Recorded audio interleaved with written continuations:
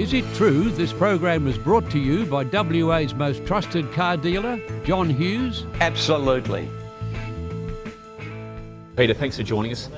Let's dive straight into the main issue that's running around Australia at the moment in carbon tax. As the Professor for Sustainability at Curtin University, what's your position on it? I think I know what it is, but where do you think it's going?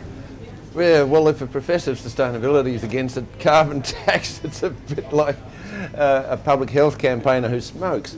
I think it was inevitable that we joined the world. I'm on the IPCC. I was in Korea when the package was announced, and the 250 delegates that were meeting to discuss the future of the world were delighted to see Australia join it. And the interesting thing was that they thought it was really important for America, and they see Australia as being a test case and one that will make it easier for America to join up now that we've done it. Why is that? Why would the United States be looking at what Australia does? In many ways, we have backed America more than any other country.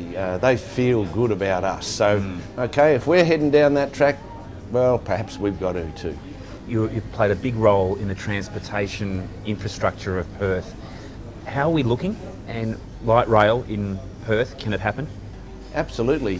Right from the start, we said light rail was an important part of the mix, that we had to have fast rail down the main corridors and then linking light rail across the corridors. The engineering studies are being done to do it, and they've got mechanisms in place to raise the funds, and I like the way they're suggesting it's done with the private sector involved.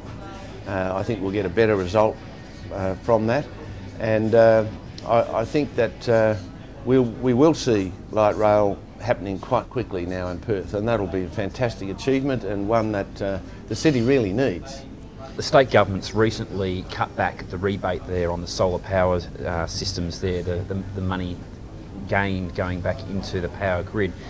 Do governments actually get it? I mean, it was a very popular exercise. It was good for the environment, and yet they've just slashed a very popular program. Do they do this, in your opinion, across all those kind of initiatives? Look, I think that this was a responsible decision because it was very popular. It was incredibly popular, and it took off 150 megawatts of photovoltaics, way beyond expectation. The reality is that putting PVs on your roof is something that is going to happen driven by the private sector now. The market is taking over. Now, once governments get a sense that they don't really need to subsidise, well, they pull out. In the last 20 years, do you think people are making a decision environmentally through morality or through the hip pocket nerve? It's always a combination, but I think the last 20 years has been driven by morality, that the people choosing to live a lifestyle that's more environmentally sensitive have done so because they are educated to do so. But the most important driver in behaviour over the centuries has been price, and if you can get the prices right and they do reflect the environmental issues better, then you will get a much more significant change, and that's why the carbon price is important. Peter, what do you love about Perth? It is a special place. It is actually a very environmentally oriented place, much more so than they think in the east, and they think it's all the Wild West over here, but when you come here, it seeps into your soul that this is a special place that needs protecting. Peter, thanks for joining us.